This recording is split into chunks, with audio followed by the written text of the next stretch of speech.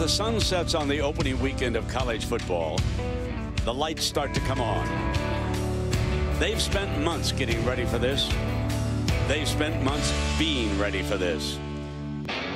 We are ready for this. For SEC football in prime time. It's all about the sound. Tonight, Florida, program steeped in tradition and talent, introduces a new leader. Jim McElwain takes over the Gators, looking to add to the program's legacy of high-powered offense. It's time for SEC prime time. Florida versus New Mexico State.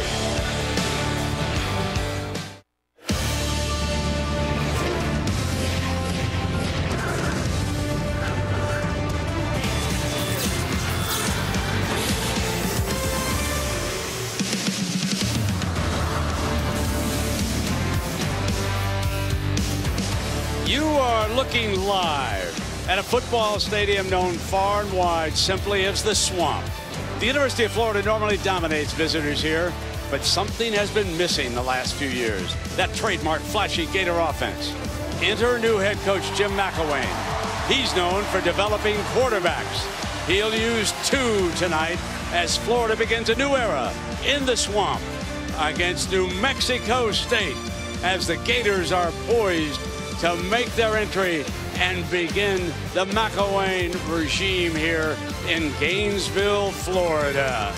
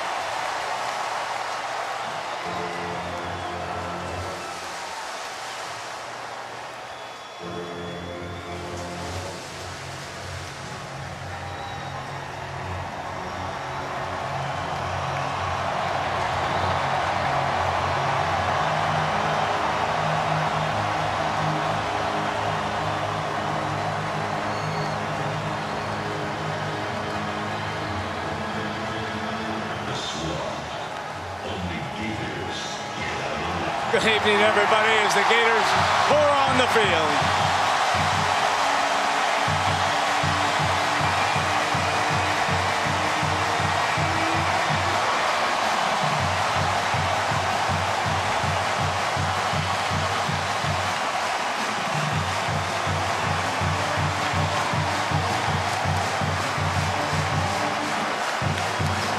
I'm Brent Musburger. Pleasure to be with my buddy Jesse Palmer, the former Gator.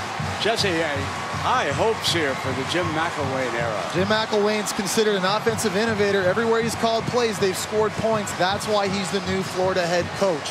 Offense has been the issue for the Gators the last several years, and believe me, this is a fan base where points matter. For the better course of 2 decades, Steve Spurrier, Urban Meyer, they were very spoiled. Offense, the reason why I came to play here, so needless to say, lots of people very excited to see what this new Jim McElwain Florida Gator offense looks like. And Maria Taylor has the new coach down below. Thanks, Brent. You know, the McElwain era is set to kick off, and you said this is a dream job come true. What was it like running through the tunnel for your first game as the Gators head coach? I got to tell you, that was pretty cool.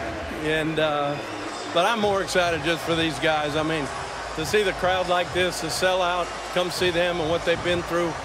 I'm really excited for these guys and what they're going to do today. Well, Coach, we know that both quarterbacks will play, Treon Harris and Will Grier. How do you plan on managing them today? Well, what we're going to do is we've kind of got, you know, we're going to have a prescribed kind of couple series or amount of plays, kind of get in after halftime and kind of work it from there. And, you know, I'm just excited for both those guys to come out and affect the people around them in a positive way. All right, well, enjoy this moment, Coach. Thank you. Thank you. Thanks, Maria. And Jesse, you have been part of the quarterback rotation. Tell me about it. It's really important as a quarterback that you're very unselfish. And I think for Treon Harris and Will Grier here tonight, their mindset needs to be focused around winning this football game, not winning the job. You've got to execute the offense, not worry about outstatting the other quarterback. every quarterback wants the headlines in the newspaper. They all want to make the throws deep down the field to be on the SportsCenter highlights, but ultimately decision-making is key, and that's going to be what separates either of these guys and being named starting quarterback for this team. Now, Jesse, New Mexico State from Las Cruces, New Mexico, comes in here tonight, member of the Sun Belt. Their coach, Doug Martin, does have experience here when he was a Kentucky quarterback, and Doug is bringing in the Aggies. What do we expect from them? The Aggies haven't had a winning season since 2002. They went 2-10 in each of Doug Martin's first 2 years, but I really think this is the year that the Aggies make some noise in the Sun Belt and maybe compete for a bowl game. They've got a lot of returning experience. They're much bigger, much more physical than they were a year ago. They've got more depth, and they've got more playmakers on offense than they've ever had under Doug Martin. Larry Rose at running back is a home run waiting to happen. Teldrick Morgan, a wide receiver in the slot, very dangerous with a football in their hands. I think the Aggies are excited about this opportunity tonight to use this game as a barometer to see how far they've come from a year ago. Jesse, we will not have to wait long to see the McElwain offense. Florida won the toss. They did not defer. They want the football to begin the McElwain era. So the Gators will be receiving our opening kickoff. And folks, those of you who have been here or watched it on television, one of the grand openings is here in the Swamp. Everybody settle on back now as the Aggies get ready to kick it off to Florida.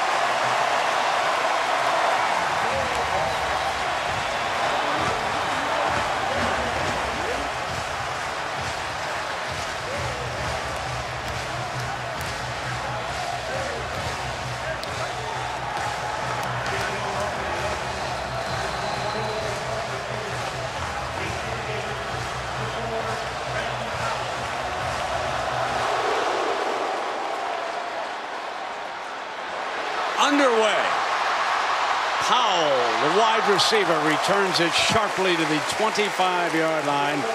And so Treon Harris from Miami's Booker T. Washington will be our starting quarterback here tonight. And Jesse, I guess a little more mobility with him. Yeah, and a little bit more experience. 6 starts a year ago, including a big win over Georgia. He's a good deep ball thrower at 5'11". Doesn't always have great vision from the pocket. It's sometimes hard for him to see the field, but Brent, you're absolutely right. He's easily their best runner at quarterback, and that escapability, I think, provides an entirely different dynamic to this offense. Kelvin Taylor, number 21, will open as his running back. There are 2 freshmen behind him. Folks, watch the Gators' offensive line. Very young, very inexperienced. Taylor gets the first carry on a nifty comeback out to the 29-yard line. Let's take a look at that Gator offense. We mentioned the offensive line, and Trip Thurman, the left guard, is the only player on that line with much experience. He'll start again at left guard. Cameron Dillard, and Jesse, you got to watch the starting center moving in. Yeah, no doubt about it. You talked about this inexperience up front. 4 new starters, 3 underclassmen starting. You got 3 true freshmen in the 2 deep. They're going to have to grow up very fast. Lots of tight ends figure in the McElwain offense. Roll out to his left. Harris running all the way for the first down and out of bounds. Now, your Aggie defense looks this way, and there is a story, folks. Bobby Wagner, that star for the Seattle Seahawks, number 40 from Ontario, California, is his brother. So keep an eye. If he's anywhere nearly as good as his brother, he'll be all over the field tonight.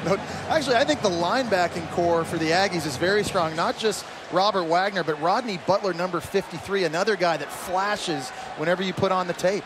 So Jordan Scarlett has moved in. High snap. Harris tries to get on it, and he does just recover it.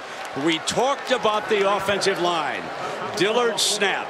Cameron Dillard, he's a redshirt sophomore. He snapped it high, so we've had our first breakdown, and it cost the Gators 13 yards. And Brent, shotgun snaps are also something that Treon Harris has struggled with early in his career at Florida as well. Remember, he's only 5'11". A lot of those other snaps, you know, might hit a taller quarterback in the face. That one was way too hot, way too high from Cameron Dillard. You always expect some inconsistencies early, but right now, you know, just getting the quarterback center exchange a priority. Throw in underneath to another of the freshmen. That's Antonio Callaway, and their coaches love him. So that sets up now 3rd and California, 3rd and very long for this inexperienced Gator offense as a play caller in a new system. I think defensively, if you're New Mexico State, you're anticipating screen, draw, maybe quarterback draw. Not a lot in the playbook to convert 3rd and 21. Gators will put 3 receivers off to the right, and you can see the single down low. Aggies are going to rush 3. On a twist, they pressure Harris outside the pocket. The Gators are going to have to punt, and folks, the Aggies applied pressure with a 3-man rush. Keep that in mind. Josh Gibbs getting in. And this might have been a missed opportunity right here for Treon Harris. I thought he did a great job early in the play inside the pocket, buying time. But when you look to the top of your screen, look at number 83, Jake McGee here. Wide open on the sidelines. He's got his hands in the air. Treon Harris just didn't see him. Had he been able to locate him and make the throw, I think that could have been a first down for the Gators. Johnny Townsend, he's the Gator punter this season. And Teldrick Morgan is back deep, one of the big playmakers for the Aggies. He signals for a fair catch. The Aggies will have the ball around the 25-yard line. And so we will see the New Mexico State quarterback, Tyler Rogers. He's a junior from Peoria, Arizona. He threw for a couple 1,779 yards, 19 touchdowns, but just all those interceptions. Yeah, decision-making, no doubt about it. That's got to improve this year for New Mexico State offensively, and it's going to start with Tyler Rogers, a quarterback. He's a really good athlete. For a guy that's 6'3", 213 pounds, he can use his legs. But against this defense, with all the speed they'll see from the Gators, he's got to have a plan. He's got to be able to get the football out quickly. Could be a steady diet of running back Larry Rose. He wears number 3. It's a wide open offense. They throw on the first play of the game to Taylor.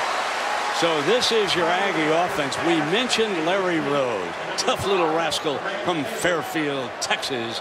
And of course they recruit over in Texas. You can see they go to Oregon. They've been to Honolulu. There's some JC guys. And Rose rushed for better than 1,000 yards last year. And he will be the focus tonight of that Gator defense.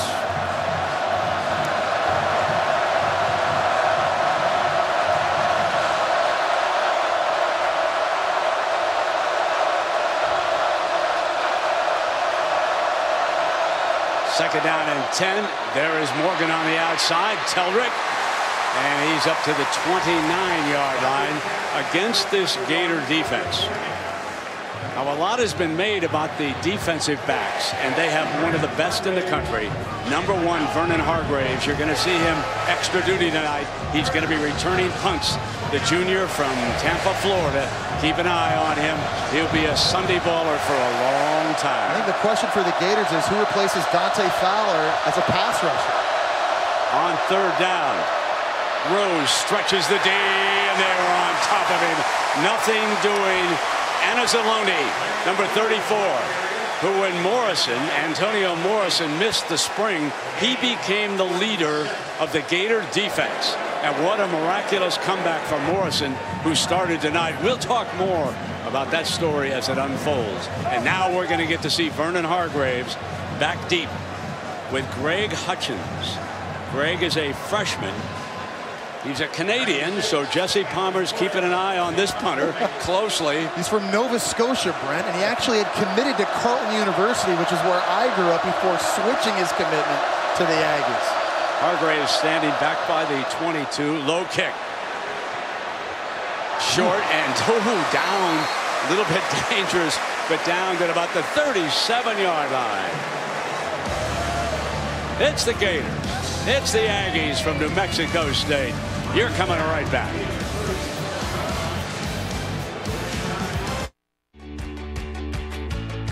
It's my pleasure to introduce to you our new head football coach, Jim McElwain.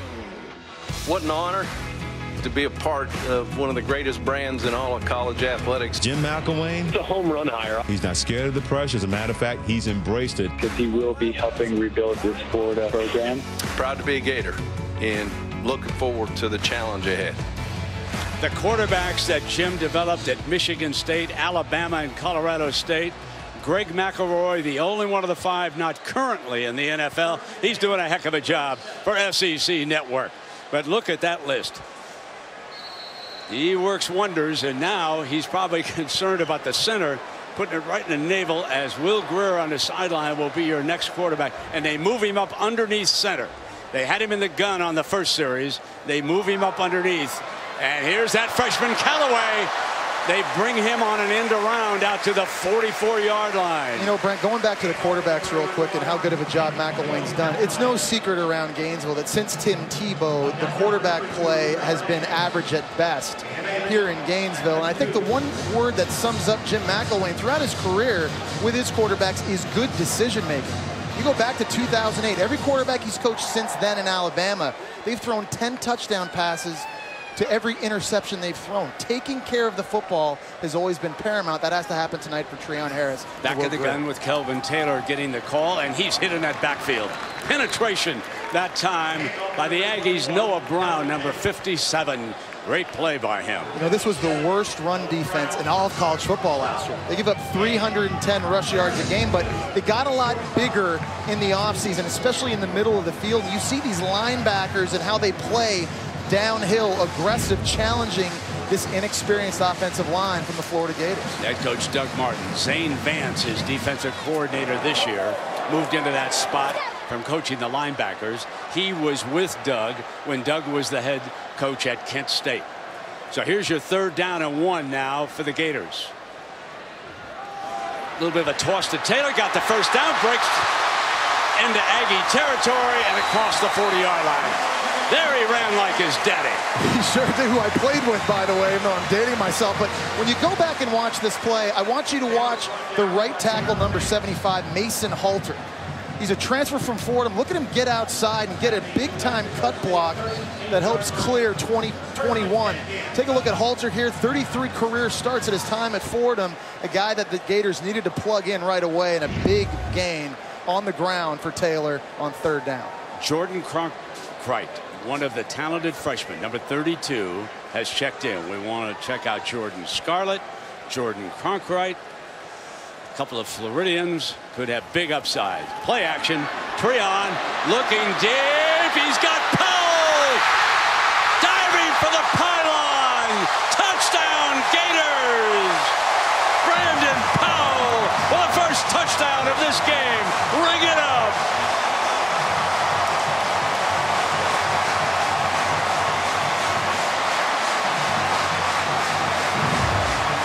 Success running the football on play action forced a bunch of safeties closer to the line of scrimmage, and there's the converted running back now playing in the slot, Brandon Powell. Watch him extend this football, touching the pylon with control. And a beautiful second drive for the Florida Gators under new head coach Jim McElwain. Extra point is tacked on by Austin Harden. He was the kickoff specialist a year ago. Now watch as Powell dives for his quarterback. Treon. That away. Touchdown, Gators.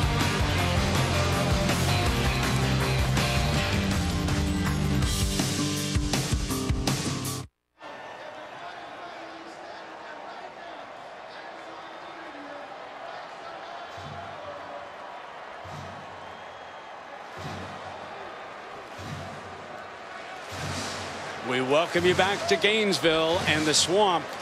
It took the Gators on their 2nd series tonight, 4 plays to drive 63 yards. Now an interesting note on the special teams. An unusual kickoff formation, brand new as you can see it. And up to the top of your screen, Hargraves is the far right man, blazing speed.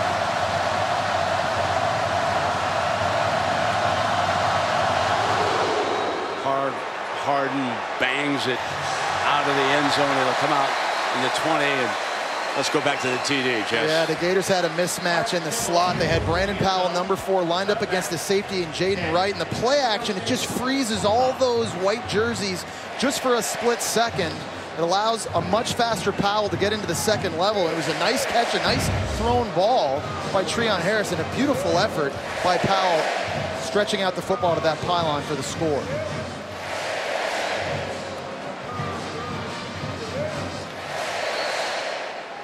Now we'll see if the Aggies can pick up a couple of first downs, get something going. Tyler Rogers take the direct snap, bring the end around this time with Morgan, and Morgan runs for a first down out to the 33. Here's the plan for the Aggies. They do not expect to be able to maul Florida up front with their offensive line, so they're going to try and get the football into the hands of their playmakers. Teldrick Morgan and Larry Rose in space as fast as possible, try and make a guy miss. Let me correct myself. That was only an 8-yard run. My enthusiasm just gave him 2 more yards. Yeah, college football is fast, baby. No, I like it. No, I like it. Gonna find you some easy completions here, get you in the rhythm. Well, Morgan's handled the ball a couple of times. Quick throw, and there is the first down. Out to the 40-yard line, and he goes to Gregory Hogan, number 2. Head coach Doug Martin has assumed the play calling for New Mexico State this year. He's only one of 5 head coaches in the FBS that also calls plays on offense. And one of the things he really wants to implement this year is a quicker setup, 3-step passing game.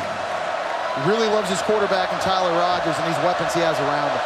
He's got 5 wide receivers for Rogers. And against that personnel, they're going to run Rose. And Rose, I think he showed you something there, folks.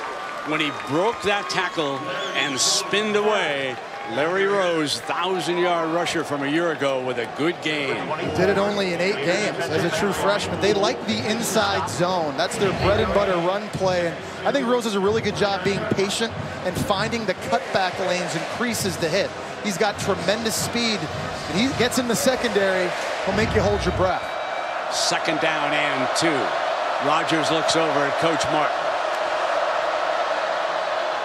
They ride Rose again for a first down as they cross into Gator territory. Now, a couple of things I want to point out, Jesse, about this Gator defense. Everybody raving about the secondary, and I got it. But there are 2 fellas out of that secondary, all right? There's a suspension. Marcus May is suspended for this game. Canoe Neal won't play because of an injury. And it means that the nickelback, Brian Poole, for Coach Jeff Collins, has to move to one of the safety spots. So they've had to revamp that secondary here tonight. It's first down and 10. And the Aggies with Rogers in trouble. And comes back with a fine completion. His wide receiver, Taylor, Tyrann Taylor, he knew the quarterback was in trouble, came back real well. Really good job on a scramble drill there by Taylor. Firstly, for Tyler Rogers just to find the time to get that football out. And that's remarkable arm strength to throw that falling backwards all the way to the sideline and throw it accurate. You can see why head coach Doug Martin told us Tyler Rogers had the best training camp any quarterback he's ever coached had this past summer. The field is spread. Trying to get it running, and they could not with Hall. Xavier Hall tried it as a running back, and he ran into a brick Gator wall. Tackling is going to be so key for the Gators. And week 1, you always worry about that as a coaching staff because you don't tackle very much in training camp anymore. And with guys like Larry Rose on the field and Teldrick Morgan on the field, you must make sure you wrap them up, you get pursuit to the football and gang tackle because these guys are dangerous. Martin has been using motion, bringing Larry Rose back into the backfield. They run him on an option. Can he get the first down for the Aggies? Yes, he does. What a tough little runner. Brian Cox Jr. makes the stop.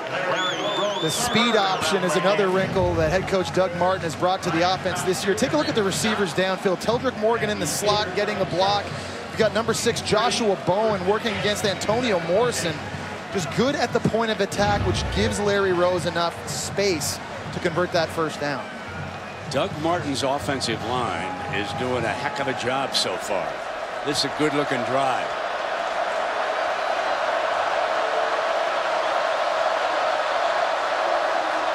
Play action to Rose, buys time, comes in, and probably could have been handled by Rose as he slipped out. I want to remind some of you good folks of Tennessee Way that for those of you who are looking for the remainder of that Bowling Green Tennessee game, it is currently on ESPN News, and of course watch ESPN now, but ESPN News, Bowling Green and Tennessee, they were delayed by lightning. There have been 2 games that I'm aware of that were delayed in the conference over in Athens, Georgia. Bulldogs were delayed for a little while too. Hall is back in next to the quarterback on 2nd and 10. Drops off the screen pass and tackled from behind by Jordan Sherritt. Sherritt got him from behind. We talk about pass rush for the Gators. Dante Fowler Jr. gone. 3rd pick of the draft last year to Jacksonville. And the Gators' best pure pass rusher, Alex McAllister, another one of those guys that was suspended for this defense. So in these types of obvious passing situations, who up front for the Gators can apply the pressure? Taking a look at C.C. Jefferson right there, number 96. He was the 2nd-ranked defensive end coming out of high school. And the 2nd best recruit, according to the Stars, for these Gators. In trouble, and Rogers, nimble footwork. And it is dropped. Tabor with a fine defensive play back there against Gregory Hogan. Well, it was C.C. Jefferson that got the pressure in on Tyler Rogers. He completely blows up. He's coming from the left side of your screen, 96. Blows up the right tackle, Andy Cunningham, and pushes him right back, lifts him off the ground. It was a great job by Rogers just being able to escape that. Another contested throw. There's Jalen Tabor doing a nice job in man coverage coming back to break that up. And they're going to go for it here. 4th down. They have a rookie field goal kicker, and they're not going there right now. Oh, he's going to quick kick it. Drop that punt down. Great move by Coach Martin. It's down on the 11-yard line.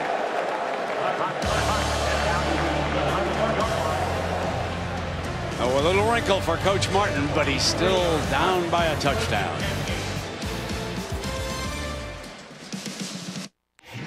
SEC Network Primetime Football is brought to you by AT&T, mobilizing your world. What a pleasure it is to come to Gainesville and for the first time go inside at the Bill Hevener Football Complex. The arms race heating up in the SEC. And Florida playing a little bit of catch-up. They add that indoor workout facility. Coach McElwain says he likes to go inside every Thursday for just polishing up a few things. Here tonight it is 78 degrees, 83% humidity in Gainesville, Florida. Scarlett, the freshman running back, is behind Treon Harris. Coaches said they were counting on 3 series apiece.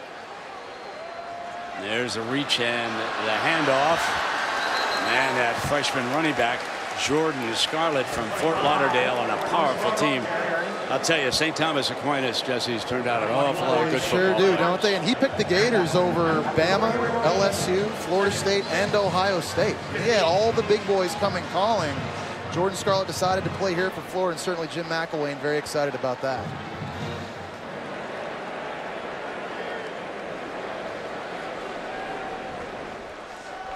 Second down and 7. Treon squares off the communication with the wideouts. Press at the top of your screen. Soft at the bottom. Harris looking into the middle, had vision, fires for the first down. Valdez Showers. Really nice job of Treon Harris playing in rhythm, getting the snap, surveying the coverage, putting his foot in the ground, and letting it rip. A nice look at the velocity and the accuracy, hitting Valdez Showers right between the 1 and the 0. At 5'11", it's hard at times for him to see the defense from the pocket, but he had a beautiful passing window to throw into that time. Trying to get the formation squared up. Jake McGee, number 83, is down there. What a wonderful story. Transfer from Virginia. Blew out his knee in the Gators' first game last year. Got that 6th year, and here he comes. Harris on the roll. Tosses in underneath. Spinning move for the first down. DeAndre Goolsby. We talked about the tight ends. They are very much in this game plan tonight. There are as many as 4. Well, and people that are watching Jim McElwain offense can get used to start seeing a lot of tight ends. He loves 2 tight end sets. He loves to use them in a multitude of ways. It's a nice job of Goolsby getting outside on the catch, keeping his feet, and getting the first down. You know, Brent, you go back to 2008, and all of Jim McElwain's offenses, tight ends have accounted for 20% of those offenses' receptions. So guys like Jake McGee and Goolsby, these guys are going to be a big factor this year. Jesse, Harris is perfect. 4 of 4 with that great touchdown pass to Powell. 64 yards of offense. The Gators spreading it around. And there's the handoff to the freshman Cronkrite. And let's go down below now to Maria Taylor. Maria. Guys, we saw Brandon Powell get the initial touchdown catch, and he's transitioned from running back to wide receiver, but he was telling me that it's been a very frustrating growing process for him. He's been out of his comfort zone, but one thing Jim McElwain will do is get it to blank plays, and he was excited that his name was called early in the game here. You know, Maria, he has a chance to be a breakout player in this offense, and certainly it is different for him being a running back a year ago, but they're going to use him in a lot of different spots, find ways to get him the ball. He is going to be a big part of this offense this season. 2nd down and 12.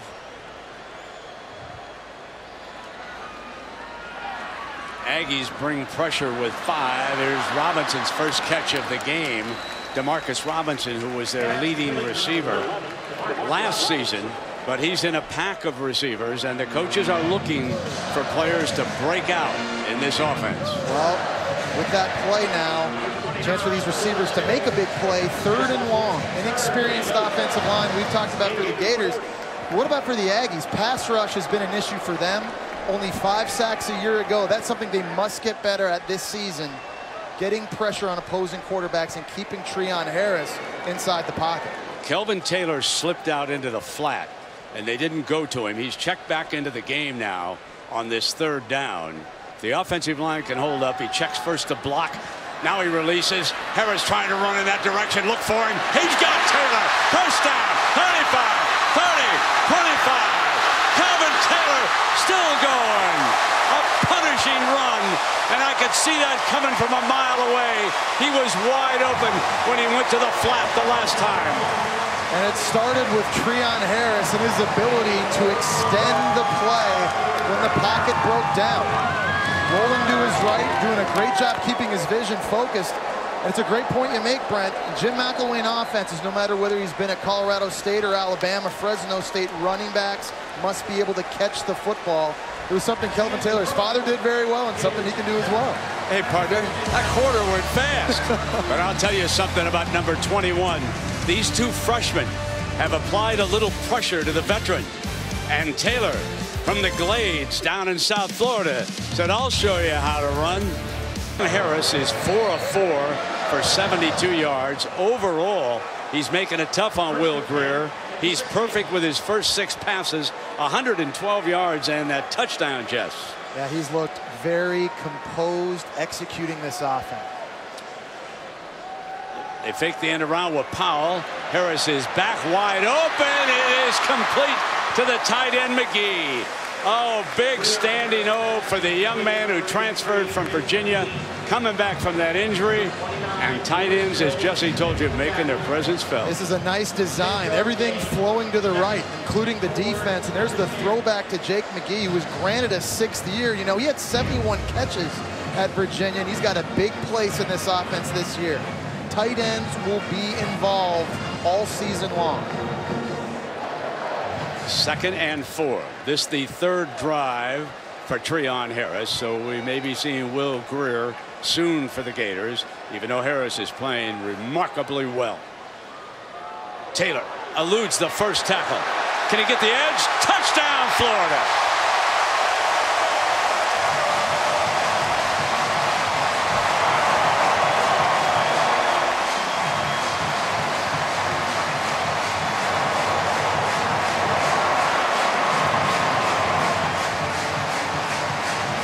The thing I love about watching Kelvin Taylor run, he has such good feet. In small spaces, he can pick them up and down and make people miss. Stephen Meredith, the defensive end for the Aggies, was in the backfield with an opportunity to make a tackle for a loss, but just tremendous running and elusiveness. A great series for Kelvin Taylor, catching and running. Johnny Townsend, the punter, is your holder for Hardin, and it's 14-0. Just mentioned Taylor, folks. He's carried 4 times. That's right, 33 yards, averaging better than 8 yards a pop. And this touchdown. Aggies must respond.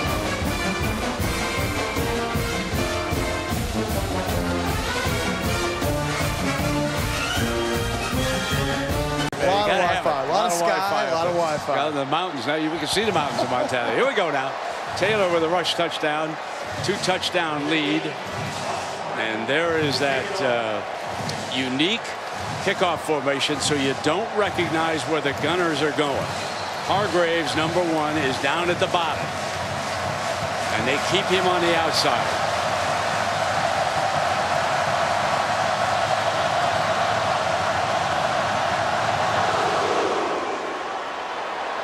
But they don't have much work to do when you kick it out of the end zone. Or off the crossbar. It's off the crossbar. But Maria, I have to tell you, this Antonio Morrison story is wonderful. Fill us in on it. You're so right, Brent. It's a story of determination and really about recovery. Morrison injured a gruesome knee injury in the Birmingham Bowl. It required 2 surgeries, and what should have taken 12 months to rehab him back to the field took less than 8 months. And the way that he worked in the training room, in the weight room, and getting back to the field has been important to Jim McElwain as he settles in Gainesville. He was one of the first defensive players to really buy into the program, and he's a leader because he's a senior, and he's back on this field right now. And ready to go as soon as they need him with his helmet on the sideline. He started tonight. Just a remarkable thing. Rogers back for the Aggies. Had an open receiver, and Morgan and he couldn't hook up that time. Well, the Aggies are going to need an answer here soon. A lot of momentum on the Gators side, and I didn't expect the Aggies to come in here and get overwhelmed. You know, in the last 2 years, they played against LSU and Texas and UCLA. They've been to hostile environments. They've played teams that are better than them on paper. But this is a team, their goal coming in here tonight was to just stick around, and in the 4th quarter, be within striking distance. With an inexperienced offense, they really felt they had a chance to win, and do. 2nd down and 10. Run the draw play with Rose, and he spins out. Well, Jesse mentioned the games, and take a look. They have been in hostile environments, and certainly over in LSU when they were blown away 63-7. But the year before for Doug, it was Texas, UCLA, Minnesota came into Las Cruces, I believe. That's the first time they'd ever had a Big Ten team down there. Brent, I think this year he believes his team looks like what he's called a quote-unquote real college football team. Bigger, stronger, faster, with more playmakers, and they believe they match up better. The Gators rush 4.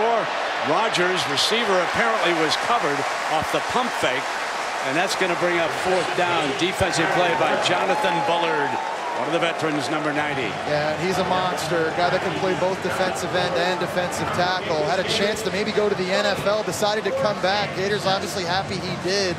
He is a force on that defensive line for UF. So Hargraves, he's the punt return man right now.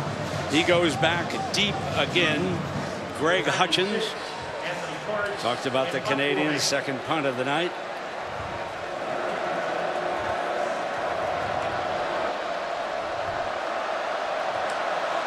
Ten-man front, and they force a low line drive kick out of bounds. Good field position for the Gators. They're up 2 touchdowns, thirsty for more. A 22-yard punt.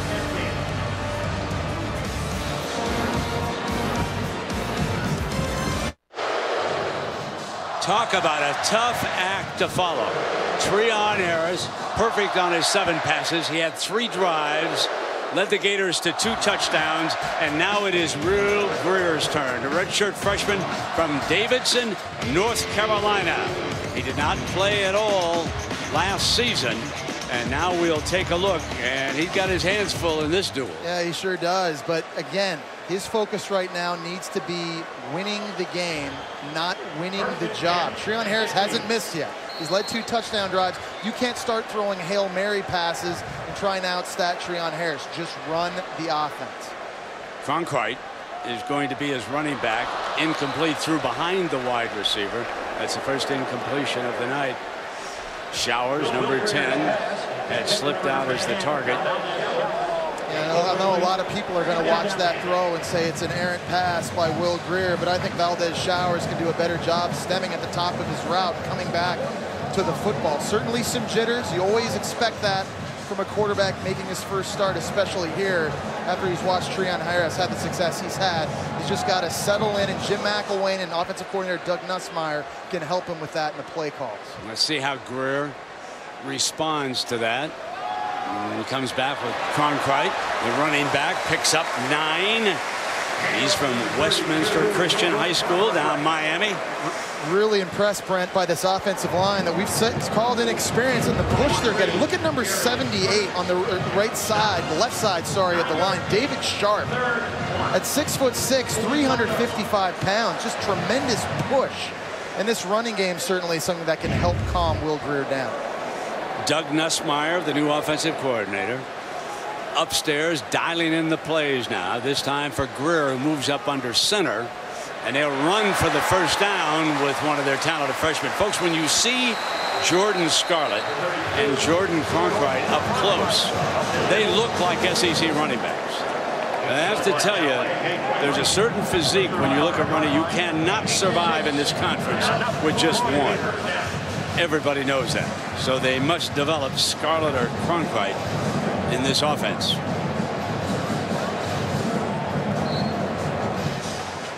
It's Scarlett's turn. Frankly, Scarlett. No, I won't go. First down and 10.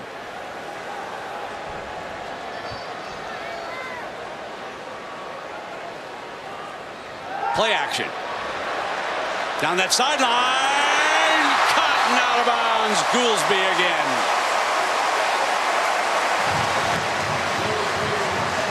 Nice poise by Will Grier. The running success has opened up play-action passing opportunities. We talked about the tight end involvement now in the Gator offense. And DeAndre Goolsby on the left side of the screen just kind of sneaks out, runs that wheel route. This is just a perfectly thrown football. Looks like he got that left foot down after controlling the ball before he stepped out of bounds, right there. First down and 10. A handoff. And Scarlett picks his way across the 10-yard line. The Gators have passed for 142 yards, rushed for 59. They have better than 200 yards here against New Mexico State. And I like the thought the Gators in this game of continuing to run the football. Make New Mexico State prove to you that they're a better run defense than they were a year ago when they gave up 310 rushing yards a game.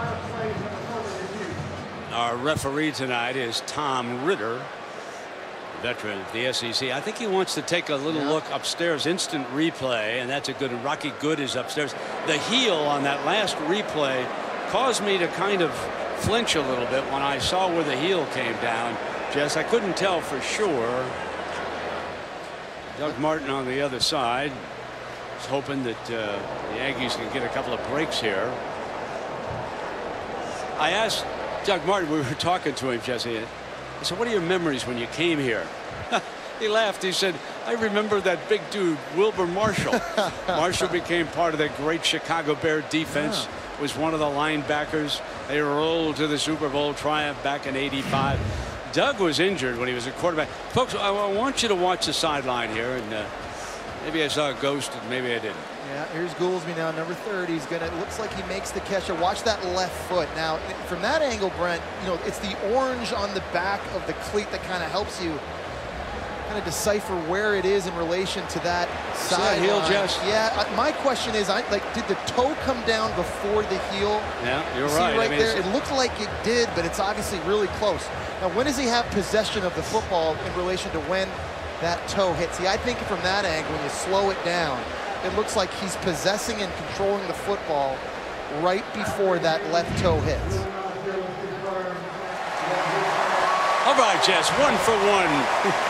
And Goolsby, we should point out, young man from Kansas who's here. He's out of Derby, Kansas. And man, the Jayhawks could use number 30, couldn't they? Yeah. He's one of their 4 tight ends, Lewis and McGee. Lewis hasn't caught anything. McGee has. But Cameron Knight, number 84, he worked the other day in practice. So there's 4 tight ends. And as Jesse's told you, Jim McElwain loves to use tight ends out of Colorado State. That helped put the show on the road out there. He did a great job of turning that around. He called plays for 2 of Nick Saban's national championships. McElroy was his quarterback when they beat Texas. And A.J. McCarron, his quarterback, when they beat LSU and won BCS championships. Down here in the red zone again, if I'm Doug Nussmeier, the play caller for the Gators, I just keep running the football. I'm loving what I'm seeing by my offensive line getting pushed. And ultimately, the best red zone offenses every year in college football are the ones that run the ball the best. Well, Cronkite, the youngster, flares. Greer, end zone, touchdown, Gators. And there is Lewis, another tight end, and now he has made a catch tonight. Hello, tight ends in Gainesville. You wondered how Will Greer was going to respond after the early success from Treon Harris. There was an errant throw on the first play of the drive. But how about this bullet over the middle of the field right into the breadbasket of the redshirt freshman tight end, Seontae Lewis. Both Gator quarterbacks looking very good here early. Austin Hardin on again for the extra point. 10:59 remaining in the first half. The Gator Nation is awakening. There's a new sheriff in town, and he likes offense.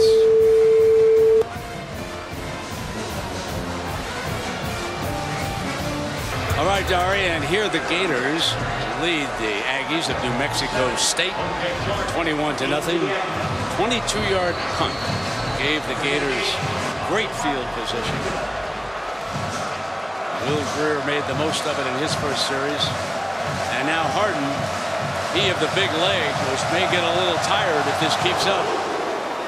Booms another one. Coming out on the 20-yard line. Well, Jess, we've talked and speculated about Jim McElwain and the Gator offense.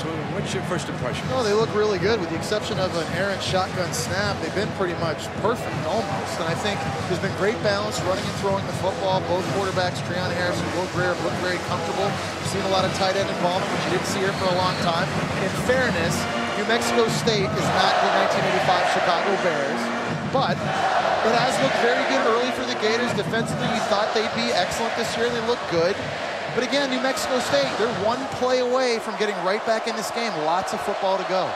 Let's see what Tyler Rogers can come up with here. At open receiver and fired it for the first down, putting it back in Taylor's hand. There have been a couple very impressive throws early in this game already for Tyler Rogers. And when he's had time, and that time his offensive line gave him a beautiful pocket and a lane to throw into, you can see the natural ability and the arm talent that this 6'3", 213-pound junior quarterback has.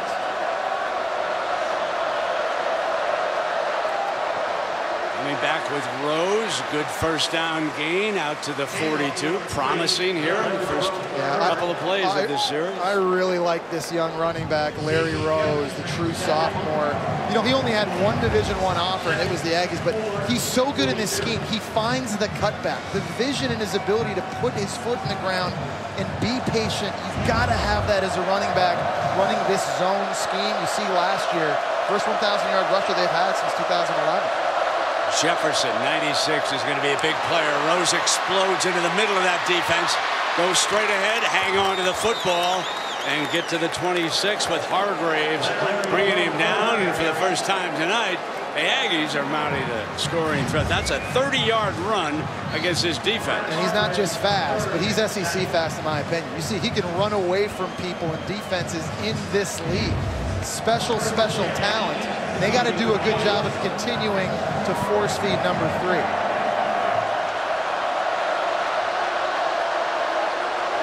Morgan, they fake it that way. They tried a little trickery, and O.J.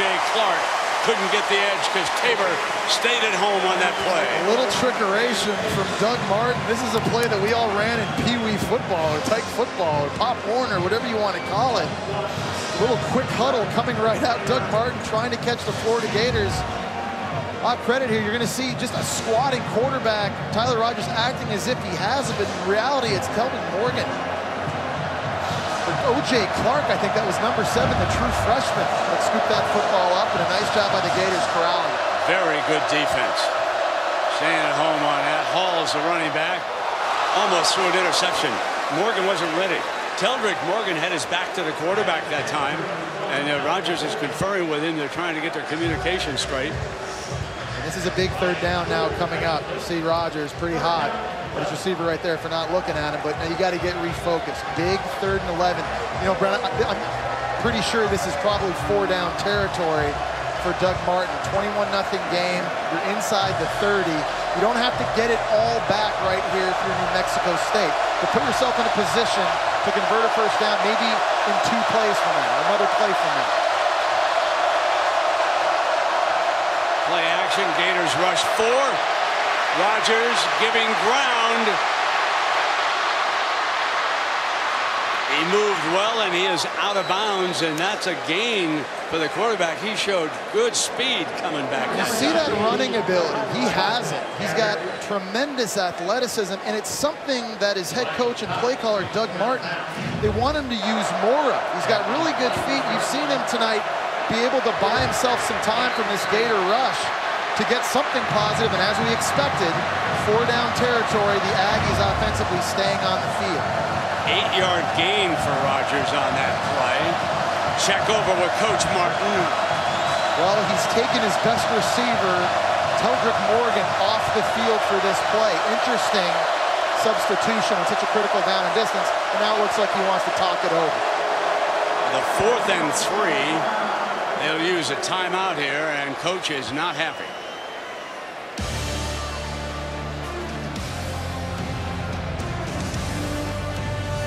Little learning time for the quarterback.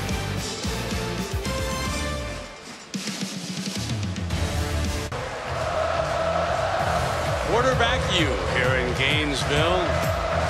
Danny Werfel, Tim Tebow, Steve Spurrier. So, Jesse, there have been 15 former Florida quarterbacks. 15 have been drafted, and that leads me to the Aflac trivia question. Okay, how many former Florida starting quarterbacks have made the NFL Pro Bowl? Give you a little bit of time. Well, I know it wasn't anybody in this booth. So we're down to 14. Right. All right, here comes 4th down now for the Aggies while you think about it.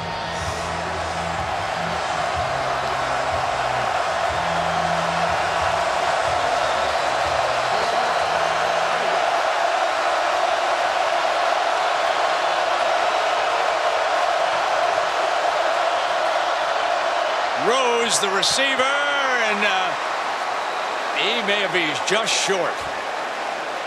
Just short if he doesn't get the spot. That was Jared Davis, number 40, making the stop. Defensively, he did not get the spot. Well, you see here number 3, they sneak him out of the backfield. Jared Davis has great speed as a linebacker. And he brings him down to the ground, and that knee touches where was the football. And did he even possess the football all the way through, because Jared Davis ended up with it. So the Gators will take over with Davis making the big 4th down play, and Will Greer will have field position not as favorable as it was when he entered the game. This will be his 2nd series. If you're just joining us, Treon Harris. And I wonder if he was going to challenge that spot over there. Is, and he should. It's a big play, and I love Doug Martin's decision to go for that on 4th down. I love the play call.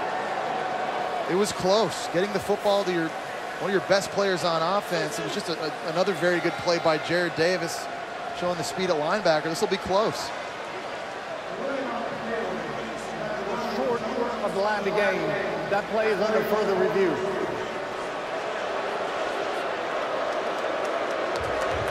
You have to get just to about, you see, looks like the 18-yard line. Now take a look again. He's got possession. It's a catch, you think. You see that left elbow touch and the knees touch. The question is, where is the football in relation to that 1st down marker when, in fact, that happens? Now, Doug did not have to challenge. He would have, but the referee was alerted from upstairs that they were already checking it anyway. Instant replay. What's the first thing to touch the ground for Larry Rose? Was it his left elbow? Was it a knee? That's what you're looking at right here.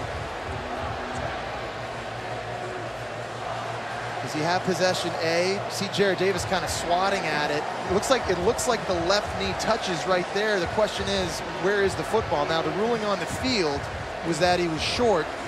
You need indisputable video evidence to overturn this call. I don't see any indisputable evidence that he had the first down on this. You know, is that football? It's hard to know. Is it in his left arm? Is it not? Who has the football? It's because Jarrad Davis ends up with the football at the end. And I agree with you, Brent. I don't know if there's enough evidence to overturn it.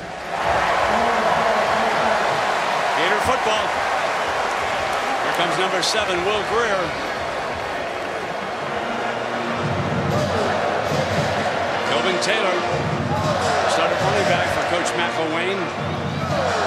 Grew up in Missoula, Montana, played quarterback at Eastern Washington, was an assistant coach at a lot of different places, had a lot of stops. And he was a good one for Nick Saban at Alabama, and then went to Colorado State as the head coach. Play action, Grier fumble, ball on the deck, loose, Aggies jump all over it. Forced the fumble, Terrell Hanks, the freshman from Miami, forced that fumble for the Aggies, and they've got field position to strike from. And it's a play this Aggie defense needed so badly. Florida in a sudden change situation, trying to take a shot downfield. Great pressure coming off the edge by the true freshman Hanks, and not great ball security by Will Grier. Give this Aggie defense a ton of credit, having to come right back on the field and getting the football back inside the red zone. An opportunity to jump back in this game. Larry Rose with the defense standing and watching now to see if the O can take advantage of this. Play action, fires middle, and Morgan. Who was that? Was not Morgan. Bowen. We checked that. It was Bowen.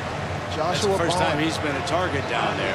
You've seen a couple drops so far by this Aggie offense, Brent. Obviously, in a game like this, on the road, playing a superior opponent, at least on paper, you've got to make these types of plays. I'll tell you what, watching Joshua Bowen on film, that's a catch that he normally makes. He's got tremendous hands. Got to come up with that. 2nd and 10. Now it's Morgan. Put the ball back in his hands, and he crosses the 15 to the 14-yard line. And here's your 3rd down, Aggies.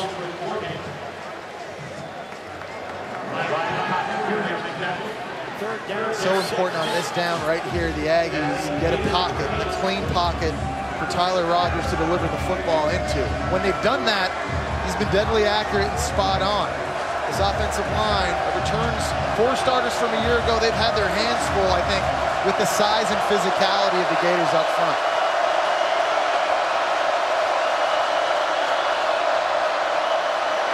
Line gives him time, and this time the youngster Bowen hangs on. And you know they'll go on 4th down here, down 3 touchdowns, 7:25 in the 2nd quarter. I love the attitude by Doug Martin, really. You know, you're trying to instill confidence in your team, in your quarterback. What an opportunity. Your defense gets you the turnover back right away after you don't get it on 4th down. Now an opportunity. Maybe punch it in. Do you run it? You put it in the hands of number 3, Rose in the backfield. Need to reach the 8-yard line. Rose bangs for it. What a tough-looking little runner he is. Just understanding the situation. You know, no time on that to kind of pitter-patter in the backfield and look for the perfect hole.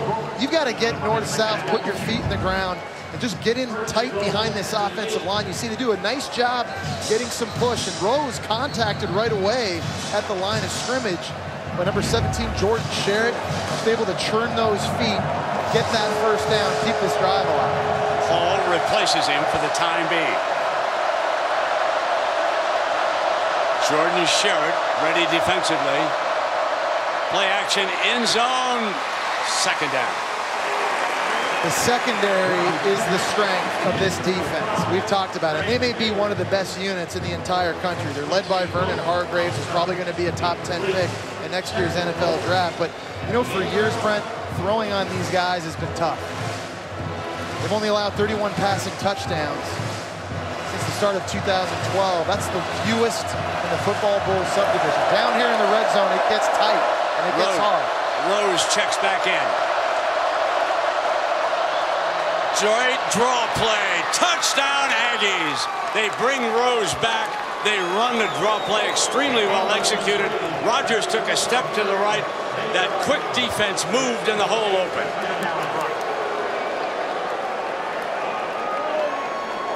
Great fight by the Aggies. You got a nice drive going. You don't get it on fourth down. It would have been so easy for them to just decompress. The defense gets the football back right away, and the offense pays it off, converting a fourth down of their own and then that touchdown. Nice job. Parker Davidson with the extra point. So the freshman from Plano West Senior High School in Texas. What a well-designed play. Because when you've got a defense as quick as the Gators, you respond to what Rodgers was doing. Aflac, answer time, Jesse. Of the quarterbacks, the starting, the 15 drafted, how many went to Pro Bowls? I don't think any did. You're right. Wow. And it's a bit of a trick question. Starting's the key word. Ah, good point. Yep. What non-starter went to the Pro Bowl, Jess? This is multi-bonus points. This is for free meals in Columbia. Oh, hey, somebody check his texter. Good going. Right. It was Cam Newton. Really? Okay. Yeah, All right. Well, we got, okay. I think it kind of came up on the screen when you were asking me, so it was a semi. I just know where to put my eyes. Well done. Yeah, okay. Well done. I will be talking to the truck before next week. All right, Aggies kickoff. Trailing 21-7 now. And here comes Powell. He scored their first touchdown. Kickoff return. Strange for me not to see DeBose down there. Let's go to the studio. Dari Noka. Dari. Absolutely. Arkansas, Ole Miss. The West is going to be a fist fight. Arkansas throwing the football. Brandon Allen having a great day. And Ole Miss throwing touchdown passes to defensive linemen. Robert Nkemdiche with that beautiful 36-yard Now catch. Will Greer with his third series. Hands off to Taylor. He led the Gators to a touchdown with his first. Fumbled on the first play of his second. Now this is his third. Treon Harris had 3 series. Led the Gators to 2 touchdowns. And I think the Gators here should run the ball and help get Will Greer kind of back in his groove. They were very aggressive on the first 2 series with him throwing the football down the field, but they've had success on the ground. You've got an excellent running back in Kelvin Taylor. I would continue doing that and help out Will Greer in his first start. 2nd down and 7 now for Greer. Takes off. Quicker than you think. Breaks into the open. Can the safety stop him? They do at the 32-yard line. Lewis Hill finally brings the quarterback down, but not before a 38-yard run. Yeah, his running gets lost in the conversation. You're absolutely right. There's a reason this guy was named National High School Player of the Year and one of the best dual-threat quarterbacks in the country. Folks, that was not a quarterback draw. That was a design pass. And give Will Greer credit. He felt an opening right in front and did not hesitate to put his foot in the ground and get north. The ball at the Aggies 33. Plenty of time here in the half. Powell is alongside the quarterback. Now he slips out. And they're going to go to Hargraves. Hargraves in as a wide receiver. Short of the first down. You know, the coach said they might use Hargraves in a lot of different roles this year. He's got a little bit of Charles Woodson in him. Remember that Heisman winner from Michigan in the '97 season, played cornerback and receiver, and I like this. Just get the football out on an easy screen. Hargraves, special athlete with speed and quickness, dangerous with the ball in his hands, and a nice little wrinkle from Jim McElwain, something now opposing defenses have to keep their eye on later this year. Champ Bailey, are you watching? You're right. 2nd down and 3.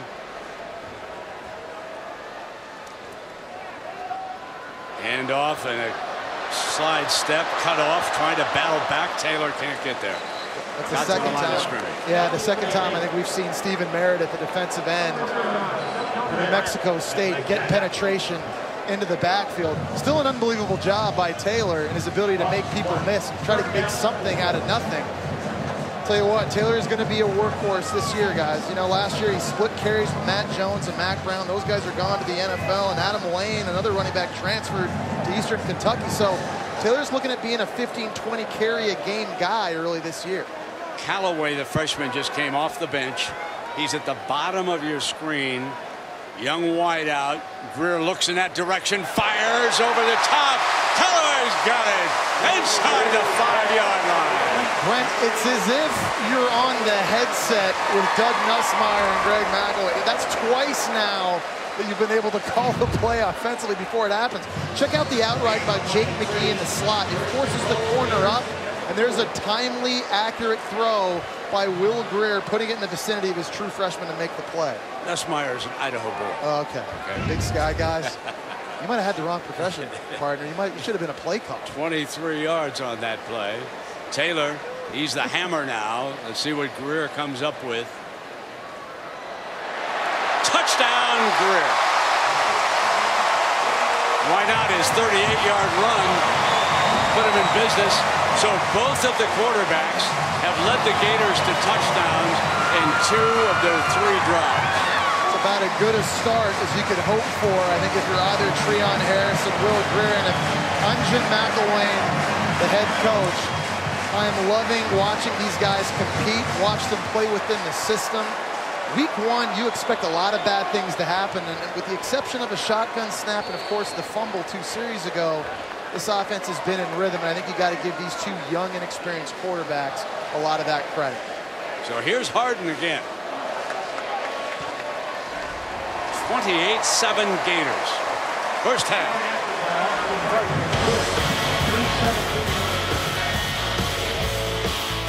And the Gator fans are saying, man, we may have an offense this year.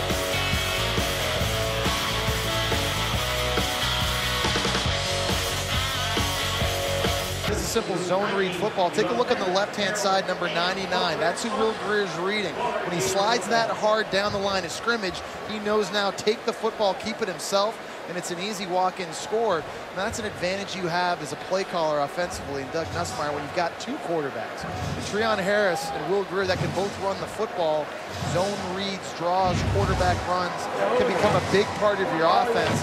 And certainly we've seen that here tonight. So the 2 quarterbacks side by side. See who gets the call if the Gators get the ball back here in the first half.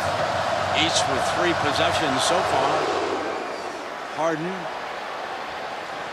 coming out on the 20-yard line. Maria, what's going on between our 2 Gator quarterbacks? Well, Brent, it's definitely interesting to watch them interacting on the bench. The first person that Will Greer went up to after he fumbled was Treon Harris, and he was the one telling him, it's all right, you'll get it back in the next series. And this isn't a team that's divided between these 2 quarterbacks. You can clearly see that both players are expected and everybody wants them to be successful, which has been great to watch from the sideline, that the team is behind whoever is under center right now. All right, Maria, thank you. Jimmy McElwain has to be pleased with what he's looking at. And after those touchbacks, of course, ball comes out to the 25-yard line here in Gainesville. First down and 10.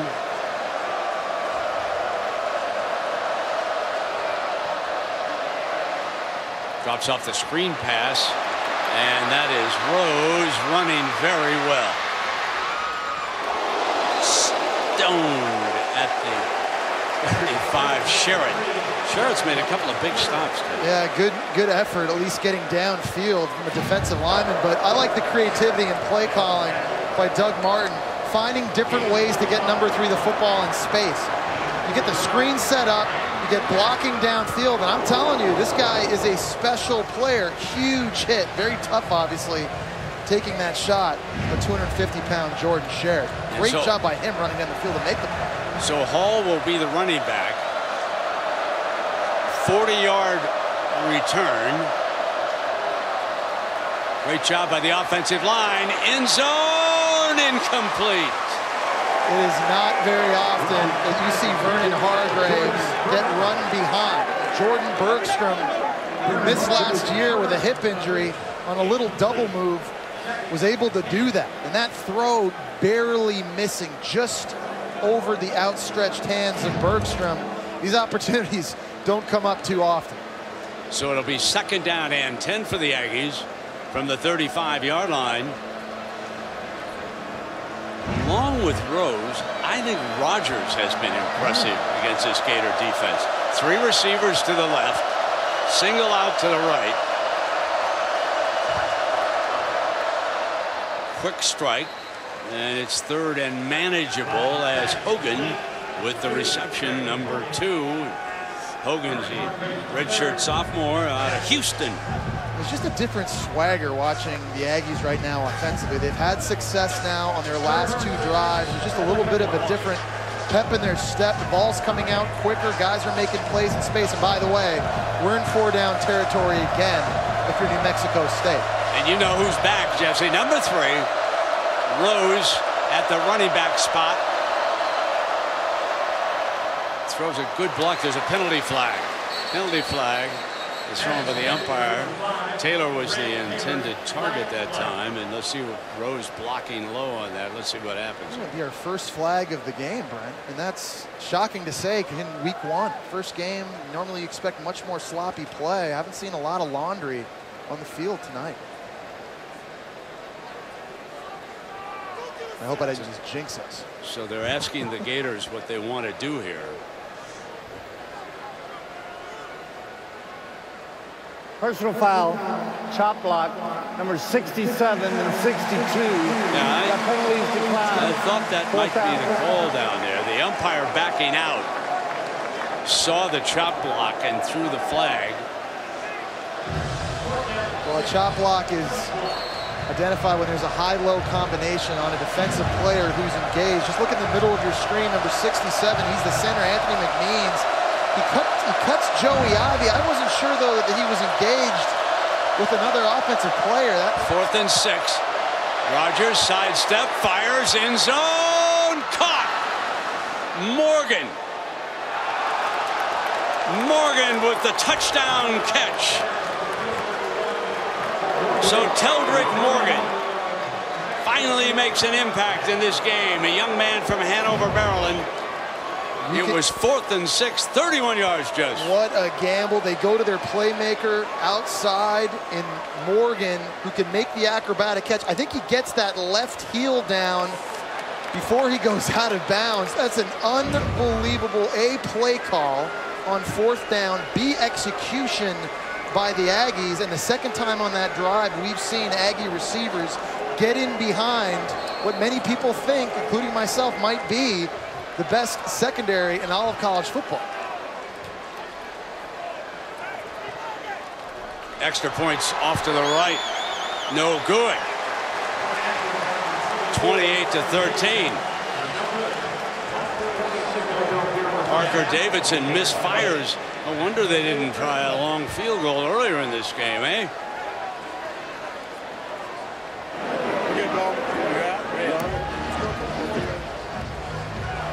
Going back, they got Marcel Harris in the slot. He's a safety. He's lined up against a much quicker Teldrick Morgan. It's a really good read by the quarterback, Tyler Rogers, putting that in a place where only his guy can make the play. Not just a tough catch over the other shoulder, but keeping his foot in bounds. And I want to point out that you see number 26 chasing there. That's Marcel Harris, a backup safety. Marcus May has been suspended and is not playing.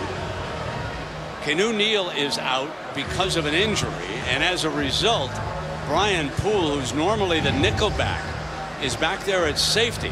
So that secondary is shorthanded.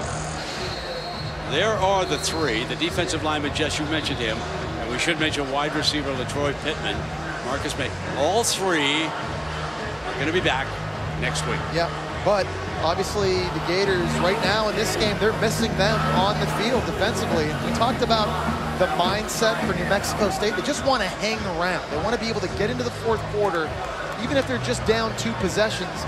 Crazier things have happened in week 1, and you got to give the Aggies a lot of credit for coming here and fighting. And right now, Jim McElwain can't be too comfortable on that Gator sideline. Neither can the kicker.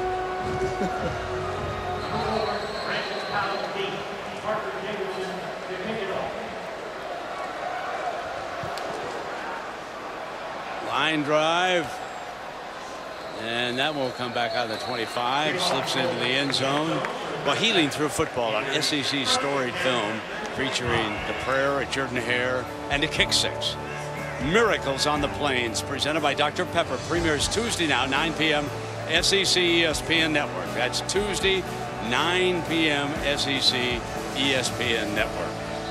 It looks like Will Grier is going to continue to stay in the game. I think, Brent, at this point, each quarterback, I believe, has had 3 series. Is that right? But I like the decision by Jim McElwain. You could easily put Treon Harris back in the game, but he hasn't been in the game now for a while. Will Grier certainly has some rhythm, having been on the field for the majority of the second quarter. And you let him finish this half out. But as you can see, both of these guys were pretty lights out tonight. This competition has been tight all throughout camp, and it certainly is again tonight. And Grier rushing for that touchdown too, eh?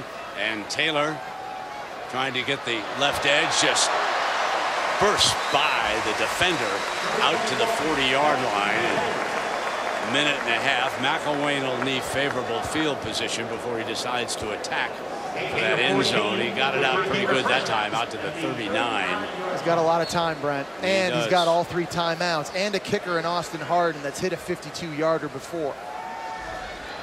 Middle deep, and he had Fullwood, Ahmad Fullwood, one of those tall receivers.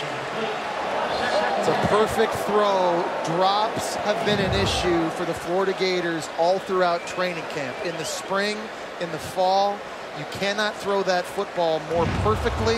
If Ahmad Fullwood catches it, he literally just hit his head on the goalpost 4 seconds ago. The search continues for go-to wide receivers here in Gainesville. All the coaches mentioned it. I think they've had, what, 6 or 7 different wide receiver coaches over the last 6 or 7 years. Now they got a new system. Trying to drop it off to Taylor. He couldn't get back to the line of scrimmage because of Rodney Butler from Palm Springs, California. I think Rodney Butler has a chance to play on Sundays. He has stood out to me watching the film. Tremendous instincts and speed and the ability to close on footballs. He played middle linebacker last year. They're moving him to the weak side position so he can utilize that athleticism. You can't teach those instincts. That's a great tackle. Led the team last year with 119. That could have been an explosive play if he's not there to make it. 3rd and 3 for Will Grier. Got the snap down, throws underneath. Powell, jitterbugging, dives for the first down. What a great run after the catch by Brandon Powell, former running back. Firstly, nice job by Will Grier just fielding the shotgun snap. And secondly, good job getting through his progression and finding Powell, and then the yards after the catch by a guy that used to play running back in open space, and you saw it. Now he's got 40 seconds. Sideline, Robinson out of bounds, stopping the clock. 34 seconds on the clock. Gators in an attack mode. Well, and a nice design on the play call, getting it outside near the sideline where you can stop the game clock, keep all of your your timeouts in your back pocket. Will Grier looking very, very good, very comfortable. I think it was a good decision again for McElwain to keep him in the game because he's in rhythm right now with this offense. Good attack play. 2nd down and short. And Grier's back. Firing. Robinson out of bounds at the 32-yard line. It'll be a 1st down. 30 seconds to go now for the Gators. They can go all out now for another score. And I think at some point the Aggies are going to have to get more aggressive with their coverage on the perimeter of the field. You can't give so much cushion to wide receivers like Demarcus Robinson. Those are just too easy for Will Grier or Treon Harris to hit. At some point you got to gamble a little bit, come up and press these receivers and jam them at the line of scrimmage and try and force a smaller window for these Gator quarterbacks to throw into. They're still showing that soft coverage, Jess. Backing off now on 1st and 10. Trying to blitz him, fires against it. Touchdown, Gators! Seontae Lewis, 32 yards for the score.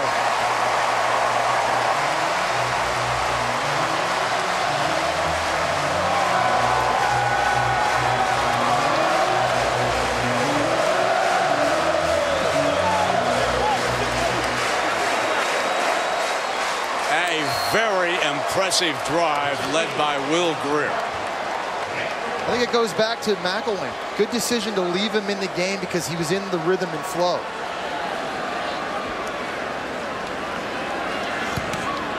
Extra points blocked. Live ball down there. And now, man who blocked Harden's extra point. So we've had one missed to the right by the Aggies, and now the Gators misfire. Let's go back and take a look at that touchdown, Brent. There's a coverage bust here by New Mexico State. Number 80, Lewis, just runs right down the field, and the Aggies blitz, but either the middle linebacker or the safety has to run over and cover the tight end. They had two guys covering the running back out of the backfield, and that was just pitch and catch. Give Will Greer credit for seeing it.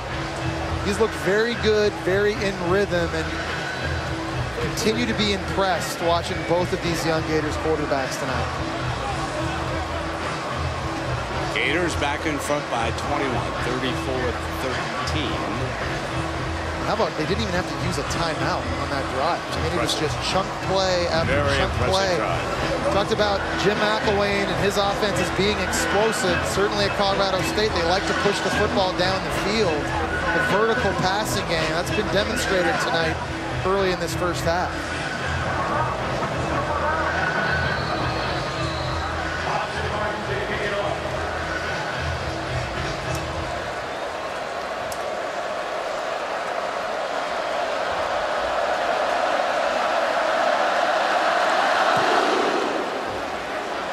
Pretty good height on that kick.